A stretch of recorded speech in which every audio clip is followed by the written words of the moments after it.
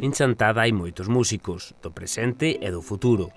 A tradición de cultura musical no municipio pode ser a explicación da ilusión que moitos nenos e mozos manteñen na escola de música. E que cada verán e cada Nadal podemos asistir ao Festival de Música Moderna que aglutina tanto ao público máis novo como aos adultos en formación.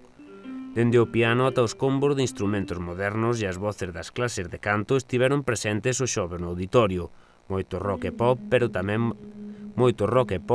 tamén varias panxoliñas soaron durante unha tarde musical que avanzaba as vacacións de Nadal.